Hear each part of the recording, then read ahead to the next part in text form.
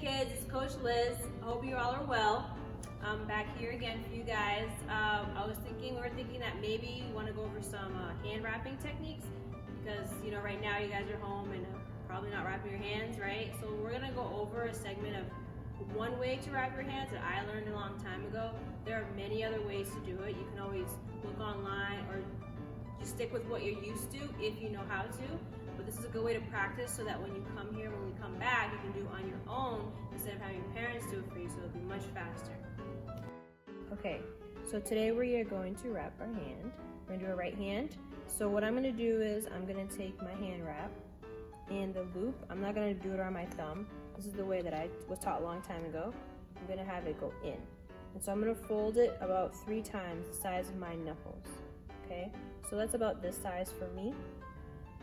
So this is 1, 2, and 3.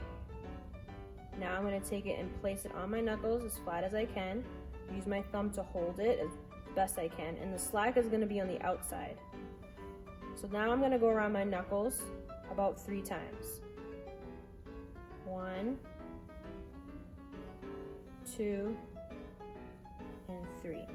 It helps to kind of have your fingers stretched out just like this. It helps hold it in place.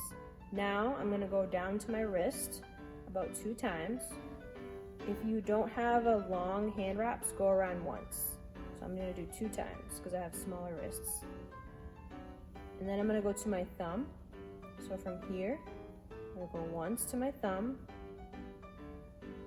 Now I'm going to go down to my wrist again, just once. Not too tight, not too loose, nice and snug. Now I'm going to go between each of my fingers. So from here, I'm going to go between my pinky and my index 1 time, just like that. Once around the wrist, and then go between the next set of fingers 1 time, and then go to the wrist again.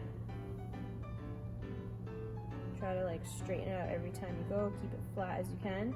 And then the last set of fingers, right here, and down to the wrist. And then from here, I have a good amount of slack left, so it's like a freestyle. So I'm gonna do as much as I feel comfortable with around my knuckles and my wrist. So I usually go about 3-5 times around my knuckles, depending on how much I have left. So I'm gonna go about, doesn't really matter, wherever you wanna find more protection. And then I'm gonna finish off on my wrist. Just like that. And if you find that you did it the other way, the Velcro's the other side, you can always just flip it, but I did it the right way, so I'm gonna just end it just like that. And that's my right hand. Now we're gonna do our left hand. So it's gonna be the same thing. Take the loop, stitching is in. I'm gonna fold it about 3 times the size of my knuckles.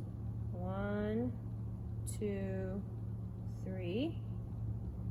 Same thing, but just it's gonna be on a different hand. So I'm gonna place it. Slack is on the outside. Thumb is holding it about 3 times around my knuckles. 1. It might be a little bit odd on this side if you're a righty, so try your best. 1, and this is 2, and this is 3. Keep those fingers stretched out to hold it. Down to your wrist 2 times. 1 and 2. Now to your thumb, just like that. Loop it down to your wrist. Now between the fingers, so it's gonna be fingers and wrist. First finger, pinky index, to the wrist. Keep it nice and snug. Next set of fingers, to the wrist. Last set of fingers. Make sure to get as much as you can. It's a little wrinkled, mine is. To the wrist. Now we're just gonna finish off. So I'm gonna do knuckles. You do as much as you want. Get as flat as you can. And then finish at the wrist. So this one I did it a little backwards, the Velcro, so now I'm just gonna turn it just like that and it stays.